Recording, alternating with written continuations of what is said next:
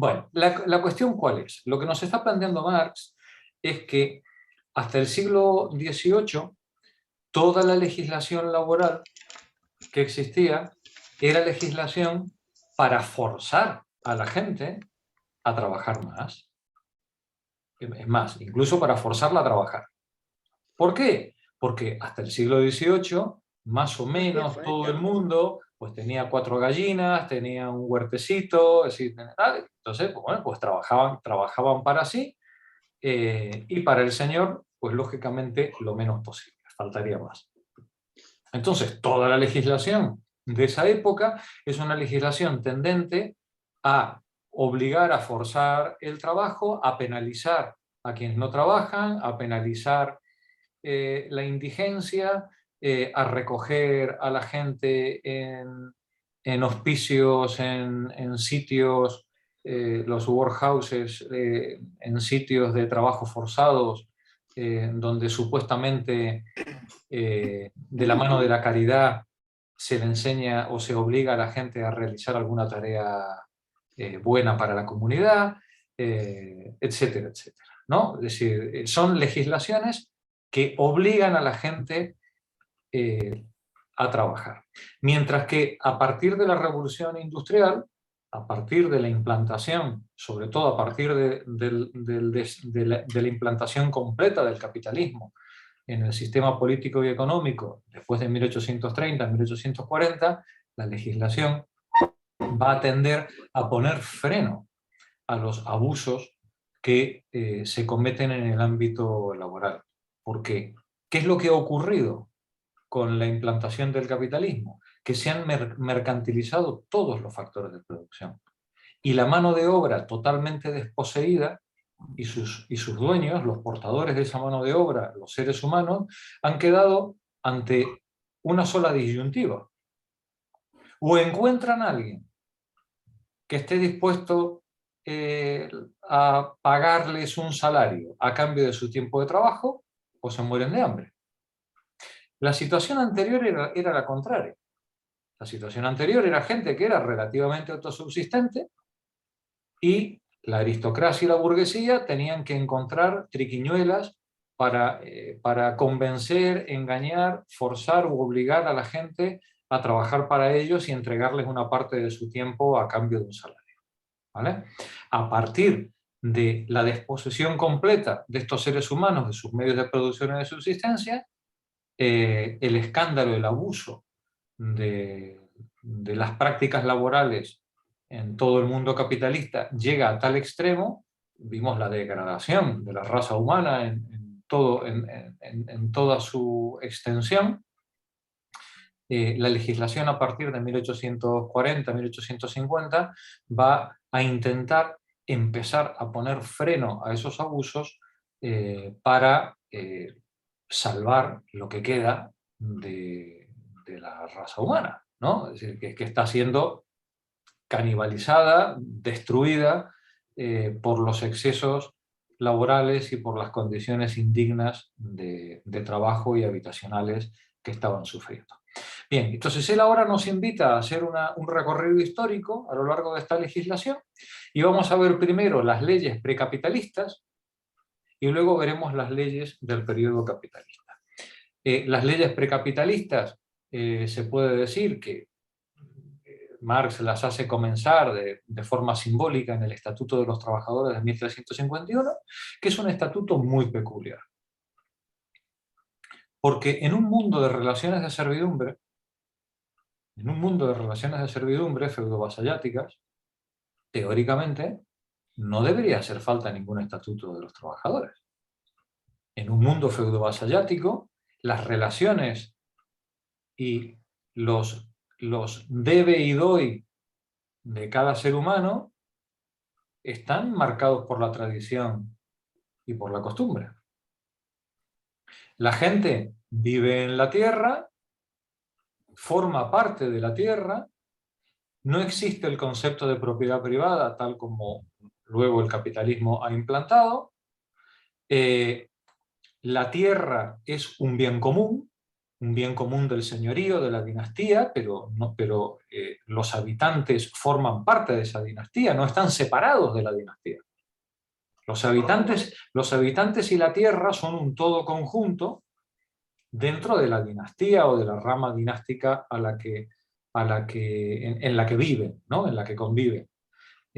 Por tanto, cuando un príncipe por una boda o por lo que sea cambia de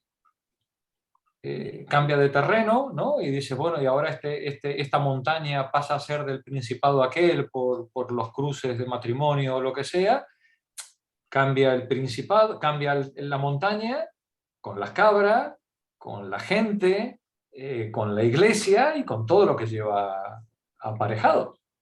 La gente forma parte de la tierra, ¿vale? Es un concepto de... No me atrevo a usar la palabra propiedad, pero bueno, es un concepto de tenencia de la tierra que es radicalmente diferente al concepto de propiedad exclusiva y enajenable que vamos a tener ya a partir del siglo XVIII o del siglo XIX. ¿Vale? Bien, ¿qué es lo que ocurre en 1351? Que ha terminado la peste negra.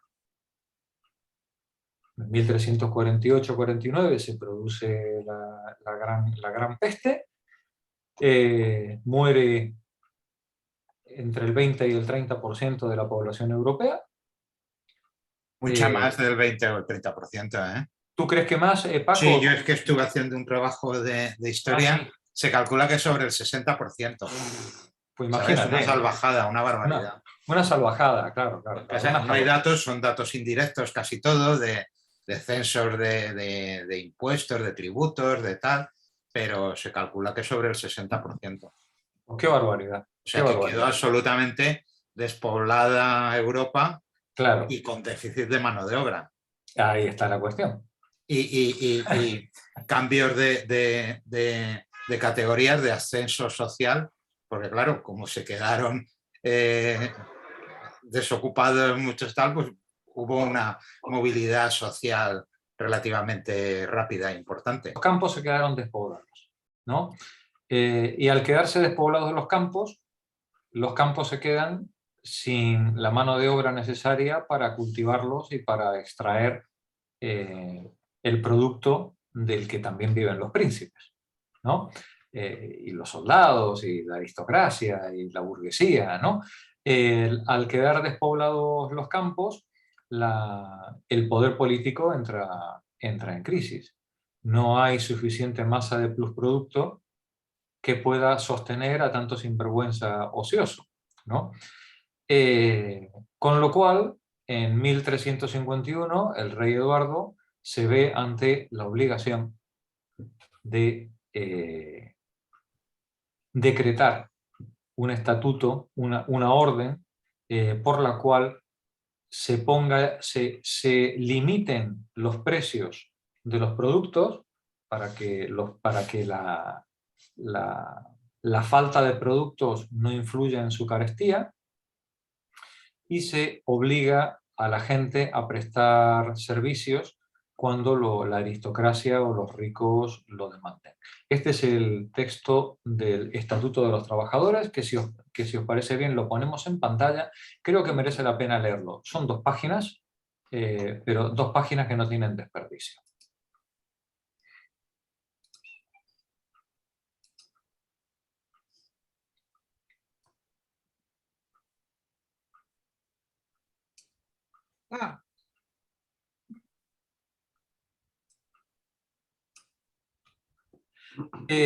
Si os parece bien, a ver si puedo poner esto aquí, que os pueda ver a todos aquí. Ahí está. Mari, por favor, si te apetece, comienza la lectura. Eduardo, por la gracia de Dios. Eduardo, por la gracia de Dios, etc. Al reverendo padre en Cristo, William, por la misma gracia, arzobispo de Canterbury, primado de toda Inglaterra, saludo. Detente un momentito, Mari. Clara, por favor, si ves alguna cosa que sea digna de mención, que haya cometido un error, lo aclaras, ¿vale? Vale, adelante, Mari. porque gran parte del pueblo y mayormente de los obreros y siervos ya ha muerto en aquella pestilencia. Ha muerto en aquella pestilencia algunos, viendo la rectitud de los amos y la escasez de sirvientes, no está dispuesto a servir a menos que reciban salarios excesivos. Y otros, antes que trabajar para ganarse la vida, prefieren mendigar en la ociosidad. Gracias, María. Fijaos el planteamiento, ¿no? El preámbulo del texto, ¿no? Nos dice que a causa de la pestilencia nos encontramos con una parte de la población que viendo, creo que no es la rectitud, sino será más bien los designios de los amos, ¿no? Y la escasez de sirvientes, no están dispuestos a servir a menos que se les pague un salario que ellos consideren adecuado, ¿no? Sí. Y hay que otro, ellos dicen que excesivos, ¿no? Excesivos, siempre, es que supuesto. los salarios siempre son excesivos. Siempre. Sea el salario que sea, siempre es excesivo, ¿vale? Y otros que antes que trabajar para ganarse la vida, ¿no? Prefieren mendigar en la ociosidad, ¿no? Qué terrible. El continúa, Monse, por favor. Nosotros, considerando las graves inconvenientes que podrían resultar de la falta especialmente de labradores y tales trabajadores, hemos deliberado y tratado sobre todo con los prelados y nobles y otro erudito sentados junto a nosotros, por cuyo consejo hemos tenido a bien ordenar que todo hombre y mujer de nuestro reino de Inglaterra, de cualquier condición, ya sea esclavo o libre, que sea físicamente capaz y menor de 60 años. Fíjate, menor de 60 años. ¿eh? Quiere decir, se jubilaban a los 60. En esa época. No dice 70. 60. 60. 60. Sí. 60. Los 70 no Bueno, llegaban tampoco a vivían tanto, ¿no? Claro, Igual a los 60 años no te morías ya. Claro, eran casi los Trabajabas 80, hasta los ¿no? 60 y te morías al siguiente año. Claro, Todo hombre o mujer, ¿no? Menor de 60 años. A ver, adelante. Que no viva del comercio ni ejerza un oficio fijo, ni tenga los medios propios de vida o tierra propia con respecto a cuyo cultivo podría ocuparse y no sirviendo a otro, si él, considerando su posición, es requerido para servir en un servicio adecuado, estará obligado a servir a quien ha creído convenientemente buscarlo así. ¿Vale? Es decir, todo aquel que no pueda justificar que tiene un negocio propio, está obligado a servir a quien le reclame. Que requiera. ¿Vale? Continúa, Nani. Y aquí viene la parte importante. Y solo aceptará los salarios, las libreas, la comida o el salario que, en los lugares en los que procuró servir, solían pagarse en el 20º año de nuestro reinado de Inglaterra, o en los 5 o 6 años comunes inmediatamente anteriores. Vale, ¿Qué quiere decir esto? Quiere decir que no podrá pedirse un salario superior a los salarios que había antes de la peste. Claro. ¿Vale? Es decir, que después de la pandemia no podremos pedir más sueldo que antes de la pandemia. No, Hombre, no puedes pedir más sueldo después de la pandemia que lo que normalmente se pagaba por esos oficios antes de la pandemia. ¿Vale? Termina la página. Disponiéndose que al retener así su servicio, los señores son preferentes a otros de sus siervos o de sus arrendatarios. Así, sin embargo, es que sube un poquito el texto. por perdón, favor. perdón. Gracias. Así, sin embargo, que tales señores así retengan tantos como fueran necesarios y no más. Vale. Y fijaos un momentito aquí, detente un momentito. Dice, disponiéndose que cuando un señor exija ese servicio, los señores tendrán preferencia por encima de sus siervos o arrendatarios. ¿vale? Si hay 10 trabajadores disponibles en la zona y el señor del castillo pide que esos 10 personas vayan a trabajar al castillo, el señor tiene preferencia con respecto al burgués, con respecto al comerciante, con respecto al arrendatario que esté por ahí. Es decir, hay una prelación en el derecho a hacer uso de esa mano de obra disponible a los precios fijados previamente antes de la pandemia, ¿vale? Continúa, Nani. ¿Y si algún hombre o mujer, estando así buscada en el servicio, no lo hiciere, siendo probado el hecho por 2 hombres fieles ante los alguaciles o los alguaciles de nuestro Señor el Rey o los alguaciles del pueblo donde esto acontece, ser hecho inmediatamente a través de ellos o alguno de ellos será tomado y enviado a la cárcel y allí permanecerá en estricta custodia hasta que encuentre disposición para servir en la forma antedicha. Es Ya no. decir, sí. Está muy Es claro, decir, si a alguna persona se le ocurre no acudir al puesto de trabajo al que ha sido convocado, irá a la cárcel. Y permanecerá en la cárcel hasta que de buena gana Vaya a trabajar. decida, oye, sí, mira, ahora me apetece Santo ir Dios. a prestar servicio al Señor. Gracias, Nani. Julián, continúa tú.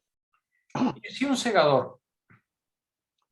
Y si un segador o segador u otro obrero o sirviente, cualquiera que sea su posición o condición, que fuera retenido al servicio de alguno, se apartare de dicho servicio antes del término convenido, sin permiso o causa razonable, sufrirá la pena de prisión y nadie, bajo la misma pena, podrá recibir o retener a tal persona en su servicio.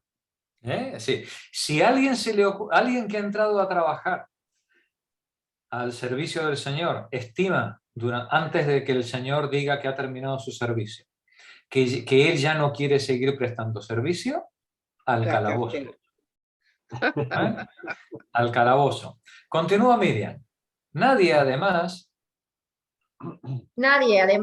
pague o permita que se le pague a otro más sueldo, librea, comida o salario de lo que era costumbre, como se ha dicho, ni que nadie los exija o reciba de otra manera, so pena de pagar al que se sienta agraviado por ello el doble de la suma así pagada o prometida, exigida o recibida. Y si tal persona no estuviera dispuesta a demandar, entonces la suma debe ser entregada a cualquiera de las personas que procesarán en este asunto. Y tal procesamiento tendrá lugar en el tribunal del señor del lugar donde tal caso sucederá. Fijaos qué tremendo. Se abre la veda a que pueda denunciar y a que pueda ser parte del proceso cualquier persona de la zona, Agraviada. aunque no sea interesada en el asunto. Sí, el que se sienta agraviado. ¿Vale? Es decir, y la multa recaerá sobre el que se ha atrevido a dar una propina al trabajador y en el caso de que el agraviado directamente rechace el tema, irá al denunciante, aunque sea un denunciante cualquiera que no tiene nada que ver con el hecho que se está juzgando. ¿Vale? Se abre la veda, digamos, a la denuncia, a la delación, a la delación abierta, ya sin ningún tapujo de cualquier vecino contra cualquier vecino, ¿no? Continúa Clara. ¿Y si los señores de las ciudades o señoríos? Y si los señores de las ciudades o señoríos por sí mismos o a través de sus sirvientes de cualquier manera obran en contra de esta ordenanza, entonces los condados, wapentake y trithings demandarán contra ellos en la forma antedicha por la triple pena de la suma así prometida o pagada por ellos o los sirvientes. Y si por ventura, antes de la presente ordenanza, alguno hubiere pactado con alguno de este modo servir por más salario, no estará obligado por razón de dicho convenio a pagar más de lo que en otro momento se acostumbraba a pagar a tal persona. Es más, bajo la pena antedicha no pagará más. Es decir, si alguna autoridad nos dice, los señores de las ciudades o señoríos, por sí mismo o a través de sus sirvientes, se le ocurriera decir, oye, no, mira, yo soy el señor y yo voy a pagarle más dinero a esta gente, ¿no? Bien, pues el señor también sufrirá la pena, en este caso el triple de la pena que se ha establecido anteriormente, ¿vale? Y aun cuando el pacto establecido fuera previa a esta ordenanza, ¿vale? Inclusive en ese caso, queda derogado cualquier pacto a partir de esta ordenanza. Continúa Elena. Del mismo modo, fijaos el nivel de detalle en el que entra el estatuto, ¿vale? Adelante, Elena.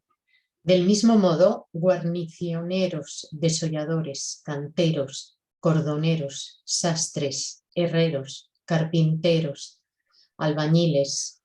Algún otro tipo de albañil, sí. Bueno, y todos los demás artesanos y trabajadores no cobrarán por su trabajo y obra más de lo que en los lugares donde se encuentren trabajando se acostumbraba a pagar a tales personas en dicho año 20 y en los demás años comunes anteriores, como se ha dicho. Y si alguno toma más, será encarcelado en la cárcel más cercana de la forma antedicha.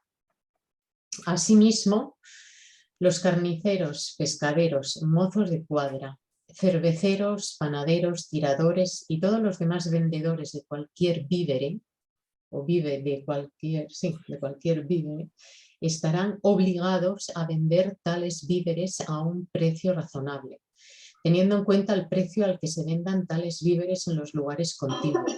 Fijaos qué curioso. Espera un momentito, Elena. Fijaos qué curioso. A los asalariados se les obliga a vender su fuerza de trabajo al precio anterior a la pandemia. ¿Sí? A los comerciantes lo único que se les pide es que el precio sea equivalente al que se vende en la contornada. Ya tenemos ya dos niveles de exigencia, ¿no? Una cosa es el de la tienda de ultramarinos y otra cosa es el peón o el labriego, ¿vale? El peón y el labriego a los precios de antes de la pandemia y ahora al pequeño comerciante dice teniendo en cuenta el precio al que se vendan tales víveres en la contornada, en los lugares contiguos, ¿no? Adelante, Elena. Mirad qué sensible es el poder político ante el mercachifle, ¿no? Adelante. De modo que tales vendedores pueden tener ganancias moderadas, no excesivas, de acuerdo con la distancia de los lugares de donde se transportan tales víveres que parezca razonablemente necesario. Ya veis, el rey es una persona la mar de prudente y de razonable cuando se trata de el negocio de la pequeña burguesía, ¿no? Sí, pero lo razonablemente necesario, entre comillas, es muy elástico. Muy elástico, claro, muy elástico, con lo cual, si los comerciantes de la contornada hacen lobby... Se ponen de acuerdo. El límite está lo que decida la autoridad política, ¿vale? No hay más, ¿vale? Luego... No ha cambiado mucho la cosa, ¿eh? No ha cambiado mucho la cosa, no. Alfonso, a ver, ¿y si alguno vendiere? Si alguno vendiere tales Y si alguno vendiere tales víveres de otra manera, pagará el doble de lo que recibió al perjudicado o, en su defecto, a otro que esté dispuesto a procesar en este nombre. Y el alcalde y los alguaciles de las ciudades y burgos, pueblos de comerciantes y otros, y de los puertos y lugares marítimos, tendrán poder para investigar acerca de todos y cada uno de los que de alguna manera erren en contra de esto, y para imponer la pena antedicha por el beneficio de aquellos a cuyo juicio hayan sido condenados tales delincuentes. ¿Os dais cuenta cómo se abre el camino a la delación? Pero además se abre el camino a la delación selectiva. Si en el grupito de mercachifles del pueblo hemos decidido que hay que liquidar a uno de los mercaderes, ¿no? Pues vamos a por él y lo denunciamos y lo machacamos, ¿no? Esto es como una estasi, ¿no? Ay, perdón. Pues sí, claro.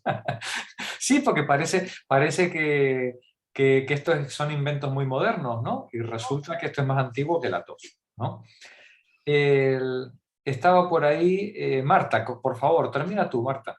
Bueno, Y en caso de que el mismo alcalde...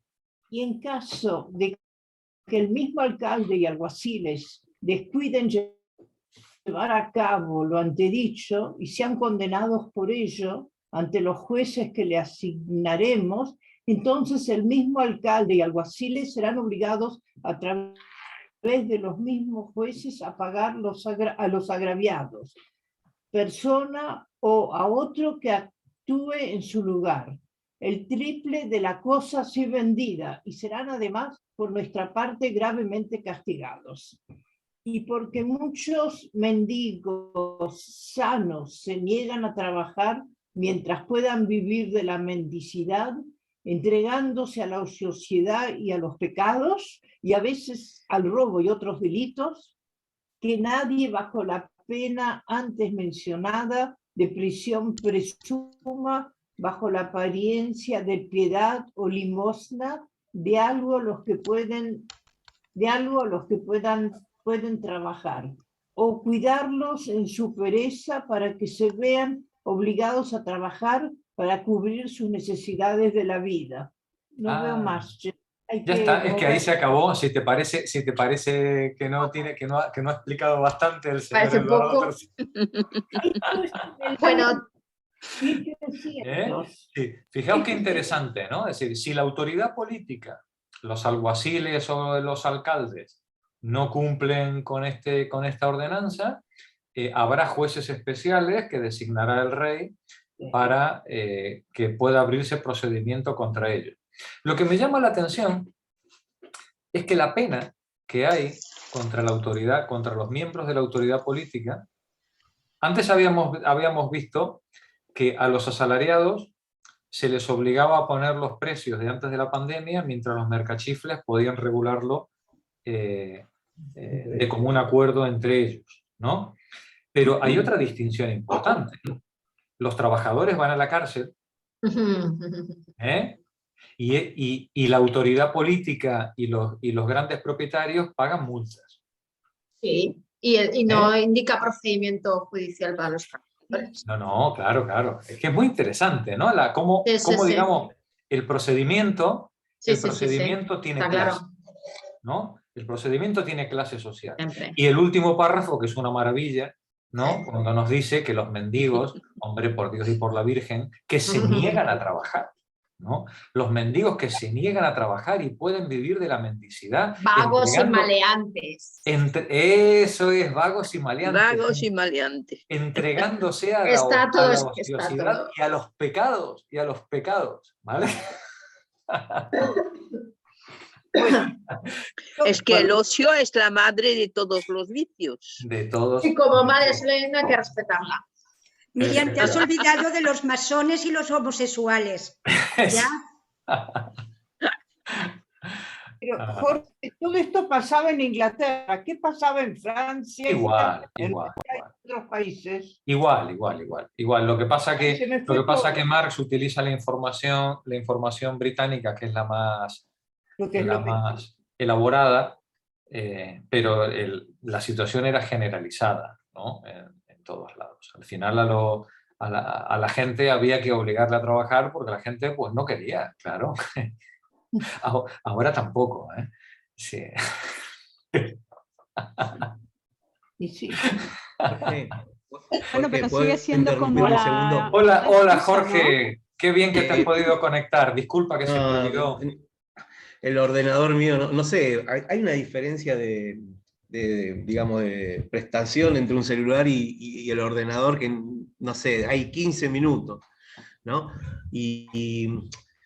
Quería preguntar si avanzaron con el tema del libro. No. Con lectura. Ah, buenísimo, entonces no me estoy perdiendo nada. No.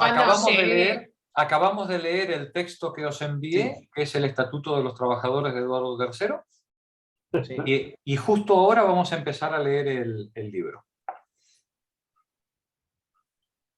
19:44. Así que, si os parece bien, vamos allá. Página 327. Y comenzamos. Sí, ¿no? 327, ¿no? Sí. La primera ley de trabajadores o el primer estatuto de trabajadores, Eduardo III, 1349. ¿Sí? Sí, sí, sí. Vale, pues Silvia, adelante tú.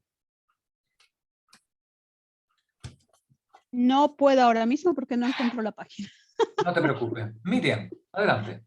La primera Statute of Labour's, Ley de Trabajadores, 23 Eduardo III, 1349, encontró su pretexto inmediato, no su causa, porque la legislación de este tipo duró siglos, aunque ya había desaparecido el pretexto, en la peste negra, que diezmó la población a tal punto que, como afirma un escritor Tory, la dificultad de encontrar obreros que trabajasen a precios razonables, esto es, a precios que dejaran a sus empleadores una razonable cantidad de trabajo, creció a tal punto que se volvió completamente intolerable.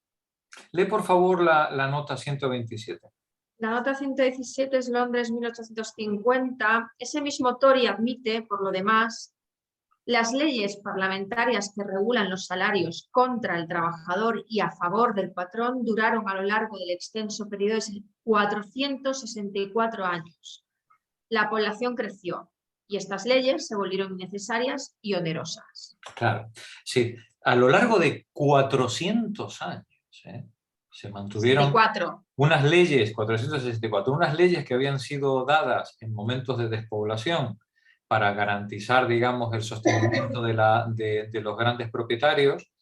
Como la reforma laboral. Como la reforma laboral, ¿no?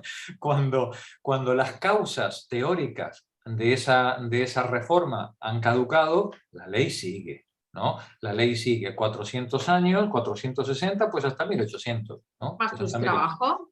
¿Vale? De ahí que se Adelante. fijaran por ley coactivamente salarios razonables y también los límites de la jornada laboral. Este último punto, que aquí es el único que nos interesa, se repite en la ley de 1496, bajo Enrique VII. De marzo a septiembre, la jornada laboral de todos los artesanos y mozos de labranza debía durar, aunque esto nunca llegó a aplicarse, desde las 5 de la mañana hasta las 7 u 8 de la noche. Pero las horas fijadas para las comidas eran una para el desayuno, 1:30 para el almuerzo y media para la merienda. O sea, justamente el doble de lo que establece la ley fabril hoy vigente. Claro. Es que lo asombroso de la legislación laboral es que la regulación coercitiva que obligaba a la gente a trabajar era menos severa ¿Y ahora? que los límites máximos que luego tuvo que poner la ley fabril para evitar que la gente se muriera en las fábricas de un síncope por exceso de trabajo. ¿Vale? Adelante, Miriam. Perdón, no entendí, Jorge. Sí, repito, sí, la legislación precapitalista era menos severa en cuanto a las exigencias de trabajo que los límites que coloca luego la legislación fabril para que la gente no muera en el puesto de trabajo. Con el cambio de economía al capitalismo, las leyes, en vez de obligar al trabajador a trabajar, tienen que impedir que el capitalista explote con desmesura la mano de obra. Y nos encontramos en 1850 con límites a la jornada laboral que son mucho más crueles, como gran reforma progresista, ¿no?, que las peores leyes coercitivas que había en época precapitalista. Esto es lo increíble que nos está marcando, lo que nos está marcando Marx. Es decir, que las condiciones de trabajo que un siglo antes eran inaceptables para un adulto, resulta que eran las normales, por ejemplo, en niños en 1850. Ese es el nivel de explotación al que había llegado la industria británica en esos 100 años de paso del precapitalismo al capitalismo, ¿no? Continúa, Miriam, por favor. En el invierno se debía trabajar desde las 5 de la mañana hasta el oscurecer, con las mismas interrupciones. Una ley de Isabel, promulgada en 1562, válida para todos los trabajadores alquilados por día o por semana, no modifica en nada la duración de la jornada laboral, pero procura limitar los intervalos a 2 horas y media en el verano y a 2 horas en el invierno. El almuerzo solo debía durar 1 hora y la siesta de media hora. Únicamente se permitía a mediados de mayo a mediados de agosto. Por cada hora de ausencia había que descontar un penique del salario. En la práctica, sin embargo, la condición obrera era mucho más favorable que en los códigos legales. El padre de la economía política y, en cierta medida, el inventor de la estadística, William Petty, sostiene en un escrito que publicó en el último tercio del siglo XVII: los trabajadores trabajan 10 horas por día y efectúan 20 comidas semanales, a saber, 3 comidas diarias los días de trabajo y 2 los domingos, de donde se deduce claramente que si ellos quisieran ayunar los viernes de noche y almorzar en 1 hora y media, mientras que ahora lo hacen en 2, de las 11 a la 1, por tanto, si trabajaran un 20 más y gastaran un 20 menos, se podría recaudar la 10ª parte del impuesto arriba mencionado. Pero qué cabrón. ¿Pero esto qué es? El Petty, que le peten al Petty, ¿no? Fijaos qué cálculos más astutos, ¿no? Hacía este tío con el almuerzo de los demás, ¿no? Porque el suyo estaba asegurado, su almuerzo estaba asegurado, ¿no? Este echa cuentas con el almuerzo de los demás, ¿no? Hay que ser sinvergüenza, ¿eh? ¿No estaba en lo cierto el doctor Andrew Ure cuando censuraba la ley de 12 horas promulgada en 1833, calificándola de retroceso a la Edad Oscura? Es cierto que las disposiciones incluidas en aquellas ordenanzas y citadas por Petty rigen también para los aprendices, pero la siguiente queja nos ilustra acerca de cuál era la situación aún a fines del siglo XVII en lo referente al trabajo infantil. Aquí en Inglaterra nuestros jóvenes no hacen absolutamente nada hasta el momento en que entran de aprendices y entonces, como es lógico, necesitan mucho tiempo, 7 años, para transformarse en artesanos cabales.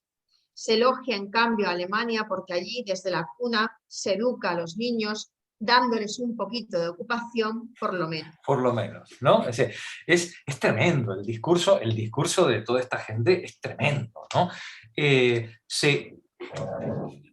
Pero sigue siendo notable, ¿no?, ver cómo en esos siglos oscuros de finales de la Edad Media, ¿no?, en el siglo XVIII, pues resulta que los niños pues no podían trabajar. Pues no podían trabajar hasta que no tuvieran edad de ser aprendices. Y cuando tuvieran edad de ser aprendices, pues entonces tenían que entrar en el gremio y seguir su pauta de aprendizaje junto con un oficial que los guiara, ¿no? Para llegar a ser artesanos. Para llegar a ser artesanos, claro. La posición del obrero es radicalmente distinta.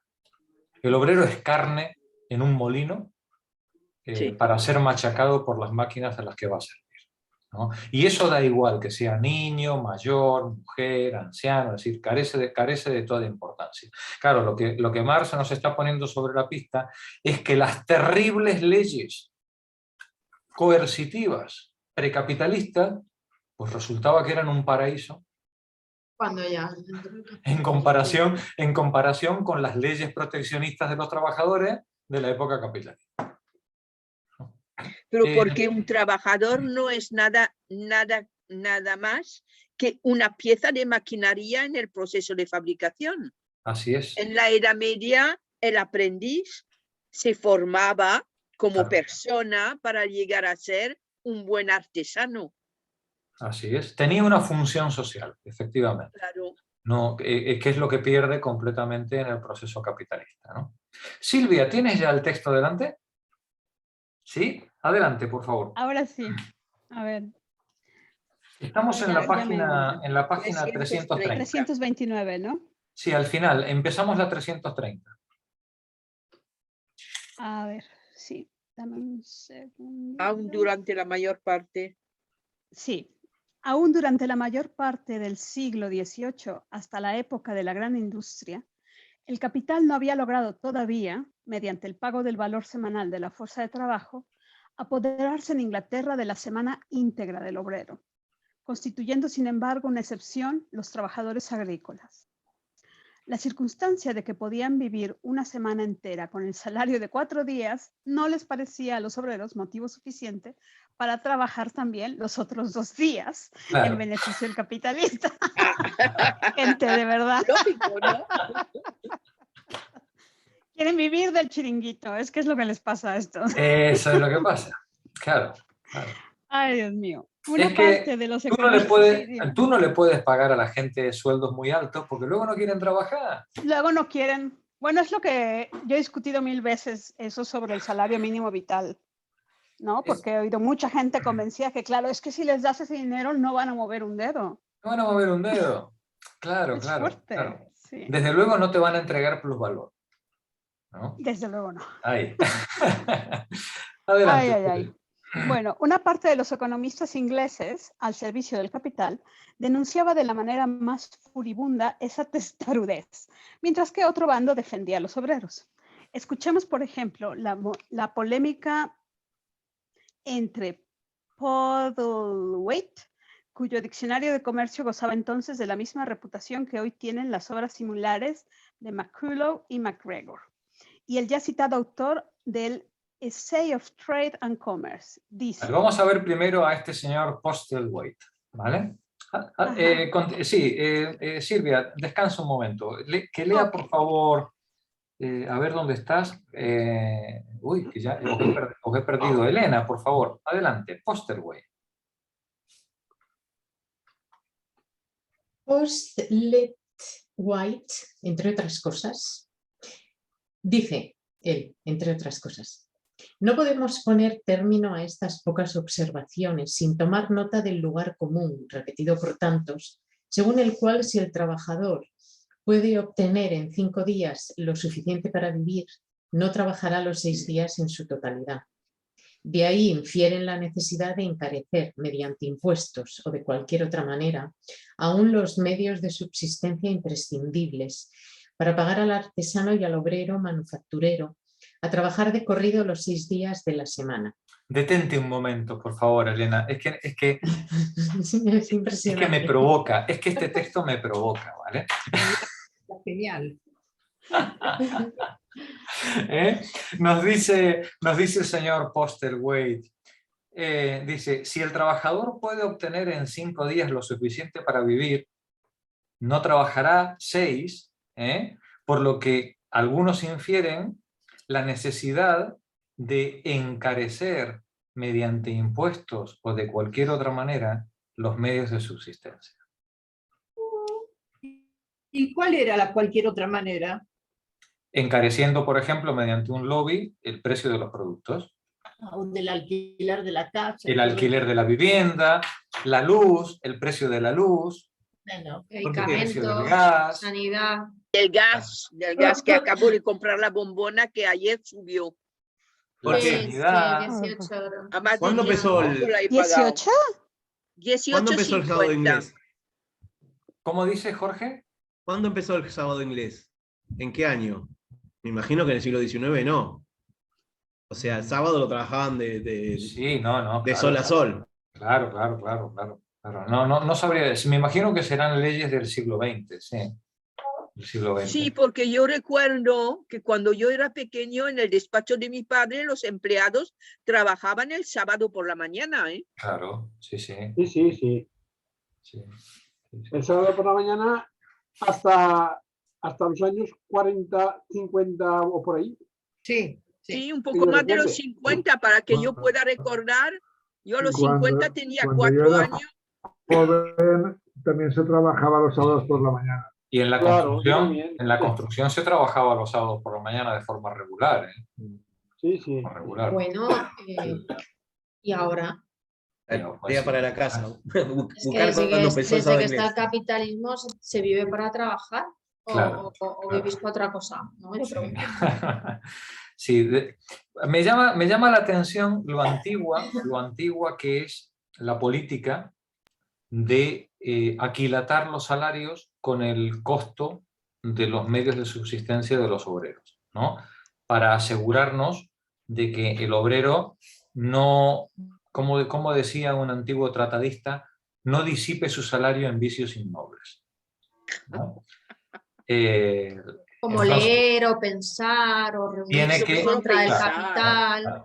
el salario tiene que tiene que valerle lo suficiente como para mantenerse con vida y volver a trabajar al día siguiente los 6 o 7 días de la semana. ¿Vale? Y cuando eso por las lamentables leyes del mercado ciego se modifica y la gente empieza a ganar más y tiene mejor nivel de vida, hay que subirle o los impuestos, que eso siempre es políticamente incorrecto, o le subes el precio del pan, o le subes el precio de los alquileres, o de la energía, o del transporte, o todo junto, ¿no? Le subes todo junto y hemos acabado con ¿vale? El asunto está en que los salarios jamás deben superar el mero nivel de subsistencia para que sean un sano aliciente a la laboriosidad.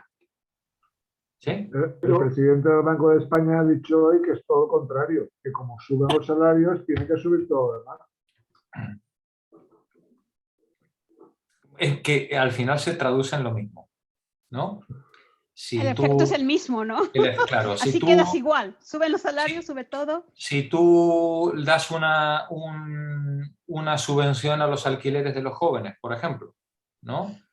Y no pones límite al precio de los alquileres, lo único que haces es aumentar el precio de los alquileres. Si Eso es lo que ha dicho la gente. Si tú aumentas el salario mínimo interprofesional o la renta general de la gente y no pones límite al precio del gas, de la energía, de la educación, de tal, pues lo único que va a ocurrir es que van a subir los precios. ¿Por qué? Porque el capitalismo vive de todo lo que a la gente le sobra por encima de la mera subsistencia. Es decir, que al fin y al cabo, las ayudas que da el Estado son ayudas que da a los ricos a través de los pobres. Eso es lo que le gusta a los ricos. Sí. Eso sí, pero es lo que está ocurriendo, ¿no? Claro, claro. Un Estado que sea mero consejo de administración de las grandes empresas funcionará así. Un Estado que tenga cierta conciencia social funcionará en el sentido inverso, claro. Sí, pero esto es como el molino, es como la máquina. La Pero culpa no es del también- Estado, es de los que lo ocupan, ¿no? Pero a ver, que conste como si fuera una creencia cultural muy sensata y extendible y practicable, que sola y únicamente el trabajador tenga que trabajar solo y únicamente para sobrevivir, y que se considere eso como lo único razonable, también resulta que me parece que es un peligro que sigue actualmente. Da la impresión de que el trabajador únicamente puede ganar aquello que necesita para sobrevivir. No tiene más función que esa. No tiene derecho al ocio, no tiene derecho a dedicar tiempo a sus hijos, no tiene derecho, por ejemplo, a cultivar si quiere alguna afición. Tiene que vivir exclusivamente para rendir en el trabajo, solamente atender sus necesidades. Y eso está aceptado en nuestra cultura, creo yo. Bueno, más que aceptado este impuesto, ¿no? Más que aceptado este impuesto. Y contra esa imposición, de momento, no hemos sido capaces de revelarlo. Lo vamos a ver en los siguientes 2 capítulos. Cuando terminemos este capítulo, vamos a ver en qué consiste, digamos, todo este desglose, ¿no? 1911 busqué por ahí. Ajá, ¿en qué país? En Inglaterra. En Inglaterra, ¿no? Inglaterra, la OIT, en Inglaterra, y acá en Argentina, claro. 1933. Sí. Bueno, en todo caso, ya veis que la sinvergüencería viene de muy antiguo, ¿vale? Esto no lo inventó el PP, ni lo han inventado nuestros próceres, ¿vale? Esto viene... Esta técnica de robar y chupar de la teta todo lo que se pueda, esto viene de muy antiguo, ¿no? Lo interesante de verlo... El idioma para mí es ¿no? Las palabras, ¿no? Como los conceptos, o sea, vos decís chupar de la teta, ¿no? Sí. Pero el tipo más, digamos, más acérrimo capitalista no hablaba así. No, le llama ganancia. Sí. Terrible, o sea, a mí me llama más atención es lo ilustrativo del idioma, ¿sí? Sí. El ilustrativo, qué finos que eran. Pero qué claritos.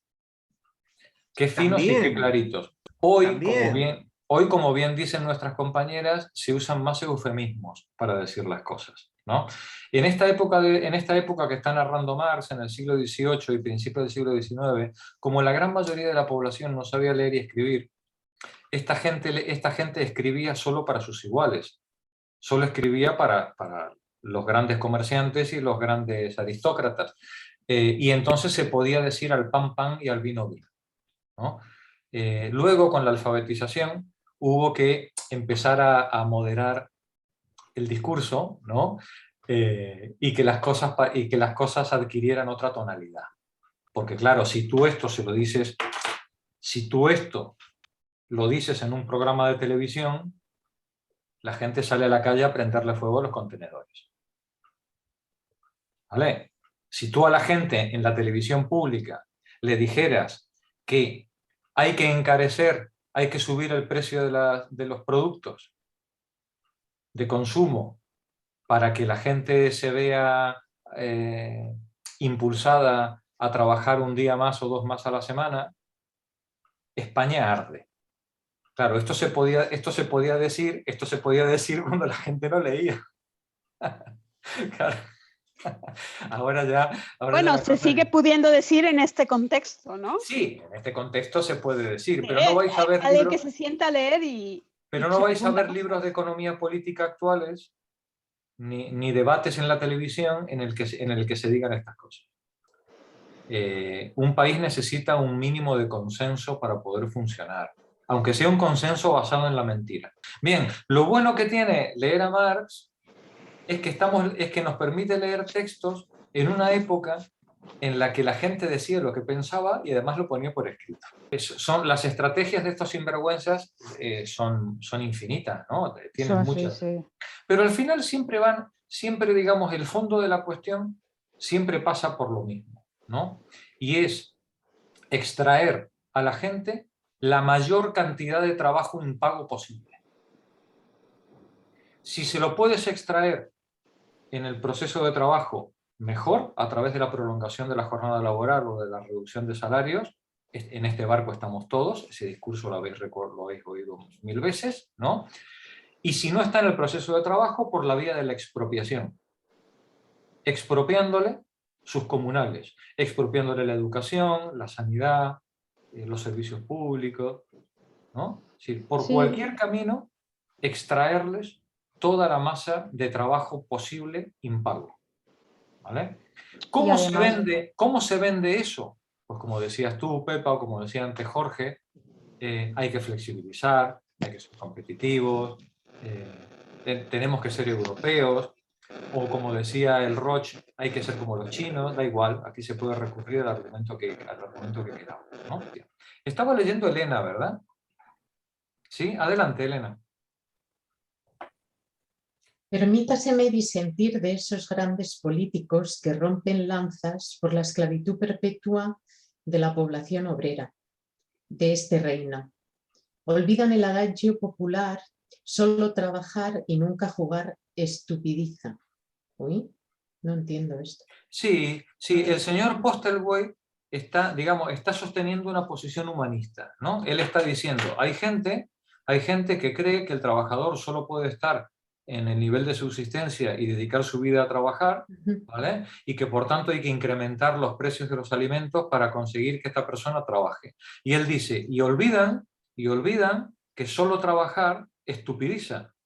¿Vale? Vale. ¿Sí? Continúa. Sí, ahora ya entendí que eso. Bueno, bien. ¿No se jactan los ingleses del ingenio y la destreza de sus artesanos y obreros manufactureros, que hasta ahora han dado renombre y crédito universales a las mercancías británicas?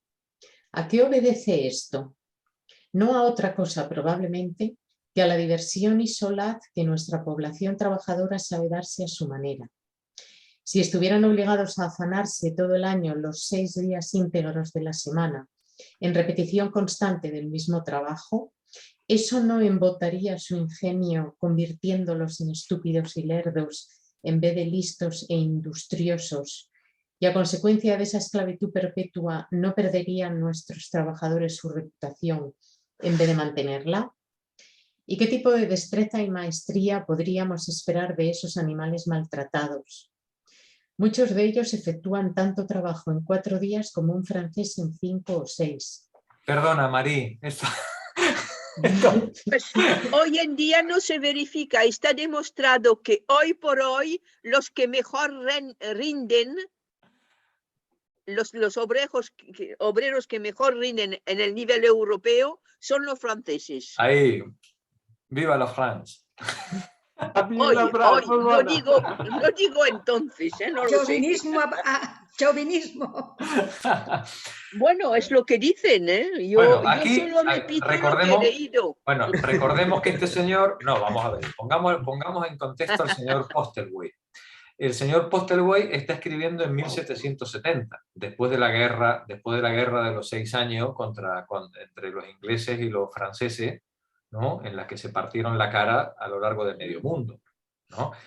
Lógicamente, en una discusión entre ingleses, acusar al otro de que no me compares con un francés es un argumento de rigor, porque estás hablando, claro, del enemigo más temido y despreciado que se te puede poner delante de los Pero ojos, estaban ¿no? hablando de los franceses del antiguo régimen, los petit maîtres y los... En 1770, claro. Este señor está escribiendo antes de la Revolución Francesa. ¿Vale? Entonces sí que estoy de acuerdo. Adelante, Elena. Pero si los ingleses han de ejecutar trabajos forzados a perpetuidad, es de temer que degeneren, incluso por debajo de los franceses. Por debajo de los franceses. Vaya. Cuando se celebra esos nuestro gabachos. Cuando se celebra a nuestro pueblo por su bravura en la guerra, no decimos que esa gallardía se debe por una parte al buen roast beef y pudding inglés que alberga su estómago y por otra a su espíritu innato de libertad. ¿Y por qué el ingenio, energía y destreza superiores de nuestros artesanos y obreros manufactureros no se deberían a esa libertad con que se entretienen a su manera? Confío en que nunca perderán esos privilegios y esa buena vida de la cual brotan tanto su industriosidad como su bravura. Vale, gracias, Elena. Bueno, casi nada, ¿no? Casi nada. Fijaos que este señor que está escribiendo en 1770, está escribiendo en el momento en el que empieza a degradarse el nivel de vida en toda Europa. ¿Os acordáis la curva de estatura? Sí. Que pusimos al principio. Esa curva de estatura empieza en 1750 y acaba en 1850. Este señor está diciendo, oye, haciendo trabajar a la gente como bestias de carga, lo único que vamos a hacer es degenerarles. ¿Cuánta razón? ¿Cuánta razón tenía este señor, más allá de su discurso nacionalista, ¿no? ¿Cuánta razón tenía en intentar esa defensa de ese artesanado que estaba empezando a ser devorado por esa manufactura transformada en capitalismo industrial, ¿no? Gracias, Elena. Continúa la lectura, Clara. A esto responde el autor del Essay on Trade and Commerce. A esto responde el autor del Essay on Trade and Commerce. Si se considera que festejar el 7º día de la semana es una institución divina, de ello se desprende que los otros 6 días de la semana pertenecen al trabajo. Si el 7º día fue para descansar, los otros 6 son para trabajar, ¿vale?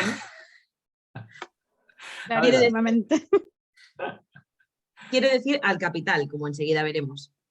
Y no se puede tachar de cruel la imposición de ese mandamiento divino. Lo ha dicho Dios. Claro. Que la humanidad en general se inclina naturalmente a la gandulería y la indolencia. Es algo que experimentamos fatalmente cuando observamos la conducta de nuestro populacho manufacturero, que no trabaja, término medio, más de 4 días por semana, salvo cuando se encarecen los medios de subsistencia. 4 días por semana. Cualquiera de vosotras mataría, ¿vale? Por librar el jueves, ¿vale? ¿Sí? Ahora se está proponiendo, ¿eh? Ahora se está proponiendo. Adelante, Clara. Sí, pero no sé yo si llegará muy lejos eso. Sí. Adelante. Supongamos que un bushel de trigo represente todos los medios de subsistencia del obrero, que cueste 5 chelines y que el obrero gane diariamente 1 chelín por su trabajo. Se verá obligado entonces a trabajar solo 5 días por semana. Apenas 4 si el bushel costara 4 chelines. Pero como en este reino los salarios están mucho más altos en proporción que los precios de los medios de subsistencia, Una catástrofe, como comprenderás. un obrero manufacturero que trabaje 4 días dispone de un excedente de dinero con el cual vive ocioso el resto de la semana. Para que vea. Vaya. A mi parecer, he dicho lo suficiente para dejar en claro que un trabajo moderado de 6 días por semana no es esclavitud. Y nosotros haciendo el vago. Es sano, es sano. Pero os dais cuenta que ante un argumento, este es el argumento que podría ser un Inda o un Maruenda en la tertulia de la Sexta, ¿no? Sí. Clara, continúa, por favor. Nuestros trabajadores agrícolas lo practican. Bueno, hablaba del trabajo de 6 días. El trabajo moderado de 6 días a la semana. Sí. Y a juzgar por todas las apariencias, son los más felices de nuestros trabajadores. Pero los holandeses lo practican en las manufacturas y parecen ser un pueblo muy feliz. Los franceses también, Marí. Los franceses también. Cuando no interfieren los muchos días de fiesta, cuidado. Claro. Unos vividores, Es que era una época que la religión católica, apostólica y romana pues tenía fiestas día sí, día no. Claro. Casi parecían peronistas los franceses en esa época. Casi. Adelante, Clara. Pero nuestro populacho se ha metido en la cabeza la idea fija de que como ingleses gozan del derecho innato de ser más libres e independientes que la población obrera en cualquier otro país de Europa. Ahora bien, esta idea, en la medida en que pueda influir en la valentía de nuestras tropas, puede ser de alguna utilidad. Pero cuanto menos la compartan los obreros manufactureros, tanto mejor será para ellos mismos y el Estado. Por favor, repite la frase. Esta idea de sentir, de creer que tienen un derecho innato a ser más libres e independientes que cualquier otro, ¿vale? Esta idea, si se trata de influir en la valentía de las tropas, oye, pues no está mal, ¿vale? Sí. Pero si la van a tener que compartir los obreros, cuanto menos, mejor. ¿Vale? Claro. Continúa, Clara. Brutal. Los obreros nunca deben considerarse independientes de sus superiores. Repite, por favor. Los obreros nunca deben considerarse independientes de sus superiores. Hasta ahí podemos ir. Es peligrosísimo incitar a las mobs, a la chusma, en un estado comercial como el nuestro, en que tal vez 7/8 de la población total sean gente con poca o ninguna propiedad. La cura no será completa hasta que nuestros pobres, ocupados en las manufacturas, se contenten con trabajar 6 días por la misma suma que ganan ahora en 4, madre mía.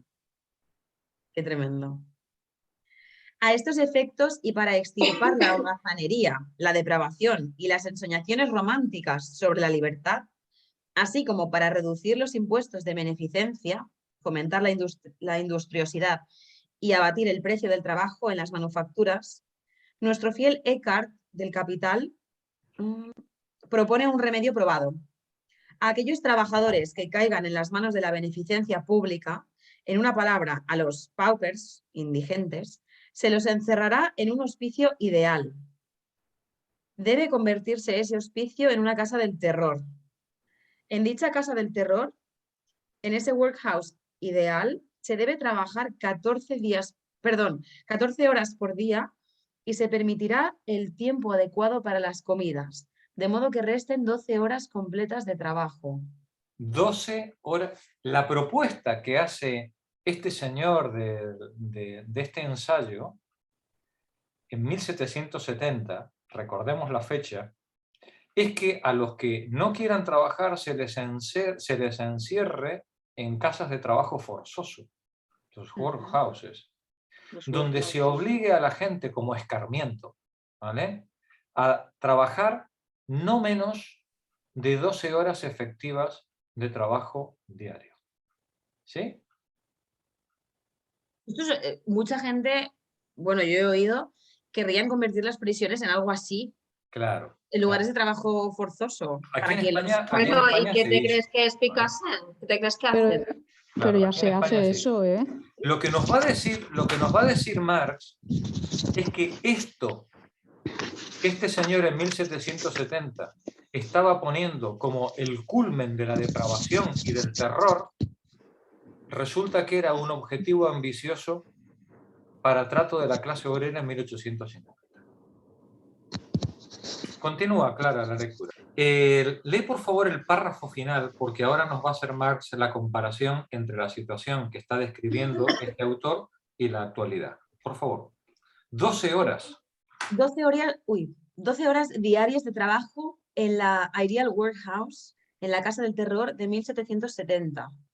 63 años más tarde, en 1833, cuando el Parlamento inglés redujo a 12 horas íntegras de trabajo la jornada laboral para los muchachos de 13 a 18 años, pareció que había sonado el día del juicio final para la industria inglesa.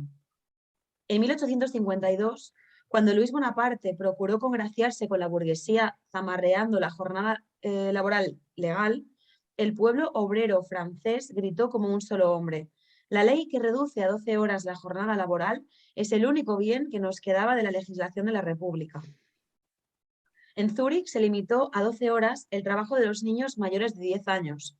En Argovia, el trabajo de los niños de 13 a 16 años se redujo en 1862 de 12 horas y media a 12 horas. En Austria, en 1860, se estableció la misma restricción a 12 horas para los chicos entre 14 y 16 años. ¡Qué progreso desde 1770!, exclamaría Macaulay con exultación. ¡Qué progreso! ¡Qué progreso! Resulta que las leyes de protección laboral de 1850 y 1860 no llegaban ni siquiera a las prisiones de castigo, del siglo anterior. ¡Qué progreso! ¿No? Bueno, la Casa del Terror para los pobres, con la que el alma del capital aún soñaba en 1770, se erigió pocos años después como gigantesca casa de trabajo para el obrero fabril mismo, y se llamó fábrica. Y esta vez lo ideal resultó pálido comparado con lo real. Brutal, Marx. Brutal, ¿eh? Hay que aplaudirlo como hila, ¿no? Como hila. Y al final te noquea ahí. ¡Pah!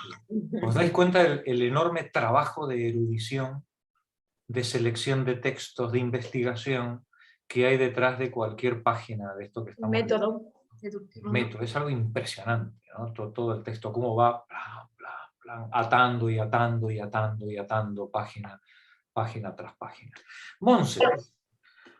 6. La lucha por la jornada laboral normal. Limitación legal coercitiva del tiempo de trabajo. La legislación fabril inglesa desde 1833 a 1864. Después que el capital se tomara siglos para extender la jornada laboral hasta sus límites normales máximos y luego más allá de estos, hasta los límites del día natural de 12 horas, tuvo lugar a partir del nacimiento de la gran industria en el último tercio del siglo XVIII una arremetida violencia y desmesurada como la de un alud. Todas las barreras erigidas por las costumbres y la naturaleza, por la edad y el sexo, por el día y la noche, saltaron en pedazos. Hasta los conceptos de día y noche, de rústica sencillez en las viejas ordenanzas, se desdibujaron a tal punto que un juez inglés todavía en 1860 tuvo que hacer gala de una sagacidad verdaderamente talmúdica para explicar con conocimiento de causa qué era el día y qué la noche. El capital... Esto es un juicio clásico que se estudiaba antiguamente, en el que en una discusión entre empresario y trabajadores, ¿no? La discusión es cuánto es la duración de la jornada laboral, porque tenía que ser desde que salía el sol hasta que se ponía el sol, ¿no? Durante el día, ¿no? Bueno, ¿qué se entendía por día? ¿No? Y entonces es toda una disquisición alrededor del concepto de día. Claro, la fábrica ha roto todas las barreras naturales, la fábrica, la iluminación artificial, el control horario, ha roto todas las barreras naturales que antes se podían tener. Cuando nosotros veíamos las leyes isabelinas, después del Estatuto de los Trabajadores, decía, en invierno tendrán que trabajar desde las 5 de la mañana hasta que se ponga el sol. Pues punto pelota, pues a las 4 de la tarde el sol se había puesto y se acababa el día laboral. Y entre otras cosas, como no había luz eléctrica, pues todo el mundo se iba a su casa, y si os dais cuenta, la jornada laboral era infinitamente más reducida. Sí, solo que en primavera y en verano sería más larga, porque claro, en primavera y en verano más larga, pero entonces alarga, la ley consideraba que tenía que tener 2 horas para el almuerzo, 2 horas y media para no sé qué, ¿no? Y al final, bueno, pues la gente estaba en unas condiciones bastante más razonables de lo que podía estar luego en la manufactura o en la industria, con todas las condiciones técnicas que luego se fueron imponiendo, ¿no? Adelante, Monse. Ay, perdón, hay un documental muy... Perdonad. ¿Sí? Hay un documental muy interesante, no sé si ya lo comentamos, ¿no? Pero con el tema de cuando se puso se pusieron relojes en las fábricas, que claro, la clase trabajadora no tenía reloj, no tenía ese poder adquisitivo, ¿no? Para tener un reloj. Y entonces, como los encargados retrasaban el reloj, claro, para que hicieran más horas. Claro. Para que hicieran más horas, ¿no? Como jugaban también con el tiempo. Claro. Hasta que luego ya vino el tema de fichar, pero bueno, es muy curioso. Por eso los inspectores fabriles obligaron a que se pusieran sirenas. Digamos, que no dependiera del reloj, ¿no? Sino que tú tenías que poner una sirena, de manera que toda la ciudad supiera que la hora de ir a trabajar. La hora a la que entraba a trabajar, la hora... Claro, es que al final las trapisondas de todos estos sinvergüenzas eran infinitas, ¿no? Para conseguir sacar 15 minutos a la gente, ¿no? Pero estas sirenas del principio y del final del trabajo, yo recuerdo que en mi pueblo, que había una fábrica, pues nosotros, los niños que no teníamos reloj, pues nos guiábamos por la sirena. La sirena de la fábrica. Claro, claro. Sí, como las campanas antes. También, sí. También de la iglesia, las campanas. Claro. Era sagrado. Y sí, digamos, había un tiempo local, porque no era un tiempo universal, era un tiempo local, ¿no? El tiempo del pueblo. El tiempo del pueblo que estaba marcado o por la sirena de la fábrica o por la torre de la iglesia, las campanas, ¿no? El reloj de la estación del ferrocarril. Sí, también. ¿No? Eran los lugares que marcaban el tiempo local. Que ese tiempo no coincidía con el de la ciudad al lado, da igual, no había teléfono, no había manera de comunicarse con el de al lado, pues el tiempo universal no tenía sentido. Pero el tiempo local estaba regido por alguno de estos 3 elementos, o la iglesia, o la estación de ferrocarril, o la fábrica, ¿no? Muy bien, adelante, Monse. El capital celebraba sus orgías. No bien la clase obrera, aturdida por el estruendo de la producción, recobró el reconocimiento, comenzó su resistencia y en primer lugar en el país natal de la gran industria, en Inglaterra. Sin embargo, las concesiones por ellos arrancadas durante 3 decenios fueron puramente nominales. De 1802 a 1833, el Parlamento promulgó 5 leyes laborales, pero fue tan astuto que no votó un solo penique para su aplicación coercitiva para el personal funcionarial necesario, etc. Lee por, quedaron favor, en la letra... nota, lee, por favor la nota de la 133. Es muy característico del régimen de Luis Felipe, del Roi Burgués, que nunca llegará a aplicarse la única ley fabril promulgada durante su reinado, el 22 de marzo de 1841. Y esta ley solo se refiere al trabajo infantil. Establece 8 horas para los niños entre 8 y 12 años, 12 horas para los muchachos entre 12 y 16. Y las excepciones son muchas. Hasta se permite el trabajo nocturno de los chicos de 8 años. La supervisión e imposición de la ley en un país donde no hay ratón que no esté sujeto a la administración policíaca. Quedaban libradas a la buena voluntad de los amos del comercio durante Los amigos del comercio. Solo desde 1853 y en el único departamento, el Departamento del Norte, existe un inspector gubernamental remunerado. No menos característico del desarrollo de la sociedad francesa en general es que, hasta la Revolución de 1848, la ley de Luis Felipe se hiriera solitaria en esa fábrica francesa de leyes que todo lo envuelve y enmaraña. Es asombroso, ¿no? Es decir, que en Francia hubiera una sola ley y que además esa ley estuviera dotada de un inspector, ¿no? Sí, bueno. Para todo el país, a caballo ir a verificar, ¿no? Claro, está claro que mucha voluntad de aplicarla, pues no había, ¿no? Como el concejal del PP en el Ayuntamiento de Valencia, que solo queda uno y tiene mucho trabajo. Claro, tiene mucho. Adelante, Monse. Vamos a ver.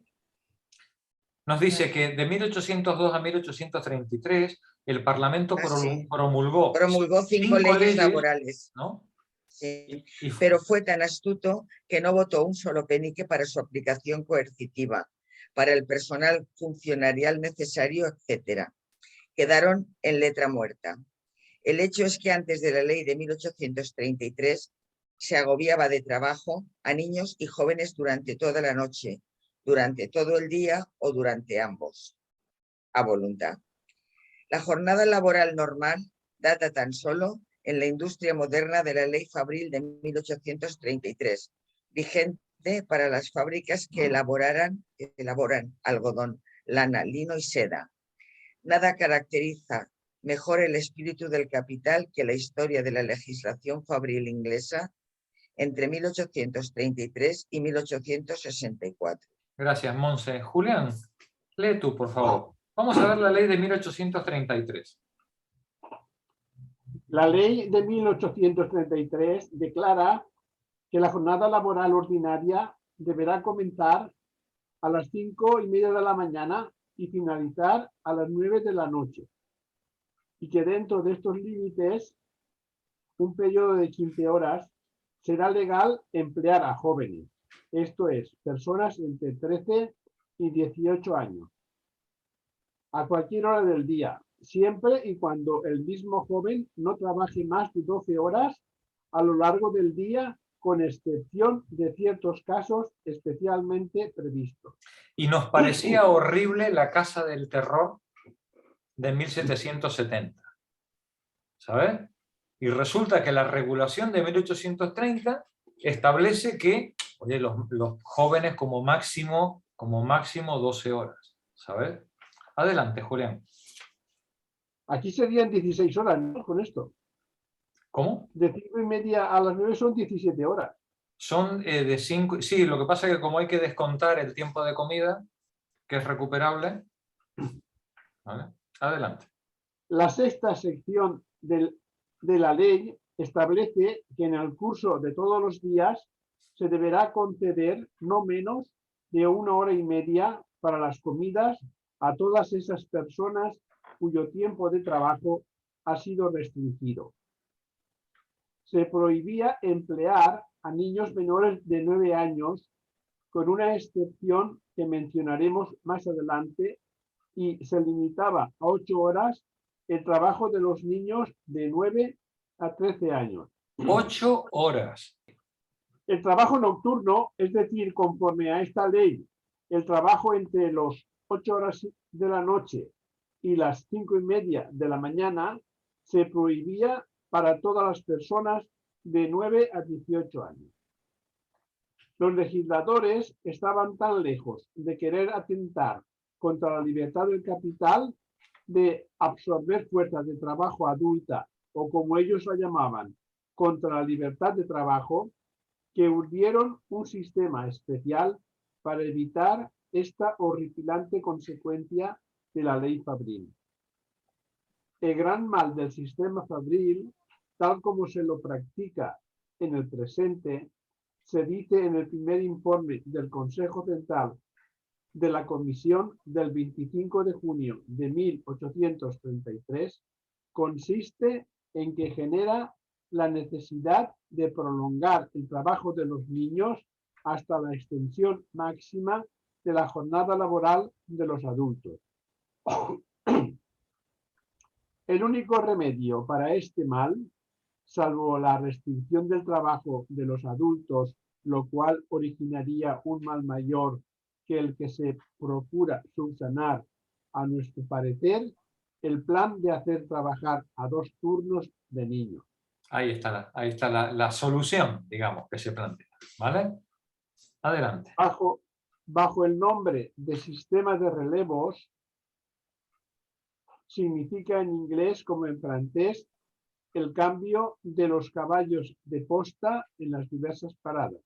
Se llevó a la práctica ese plan de tal modo, por ejemplo, que se enganchaba un grupo de niños de 9 a 13 años entre las 6 de la mañana y la 1:30 de la tarde, y otro de 1:30 de la tarde hasta las 8:30, etc. Para recompensar a los señores fabricantes por haber desconocido de la manera más insolente todas las leyes sobre trabajo infantil promulgadas en los 22 años anteriores, también ahora se les doró la píldora. El Parlamento resolvió que después del 1 de marzo de 1834, ningún niño menor de 11 años, después del 1 de marzo de 1835, ningún menor de 12, y después del 1 de marzo de 1836, ningún menor de 13 años, podía trabajar en una fábrica más de 8 horas. ¿Os dais cuenta qué tremendo? Que se hace una ley coercitiva para impedir el trabajo infantil y para no perjudicar al capital en su espíritu de libre competencia. Se hace un escalonamiento por edades para que el empresariado tenga tiempo de adaptar la producción. ¿Sabéis cuál es la discusión? Ilumíname, Pepa, tú que tienes una mente en esto profética. ¿Cuál sería la solución para resolver un problema tan serio como esto de que le impidas a la gente, al empresario, al buen emprendedor, contratar gente por debajo de 9 años, 10, 11 o 12? ¿Qué solución podríamos encontrar? Qué malo. Os doy una pista. Hemos visto lo de los relevos. Esto de la edad es una relativo. cuestión confusa que hay que discutir. Claro. ¿Vale? Esto es como la edad del consentimiento. La podemos bajar, es como lo del bajando. consentimiento, ¿no? Es que sí, tiene 8 años, pero que parece que tiene 12. Vamos a dejar la lectura aquí porque ahora empezamos otra discusión y la tendríamos que cortar. Bueno, espero que os haya gustado la sesión de hoy y el texto. Y la semana que viene seguimos con las leyes fabriles a partir de 1830.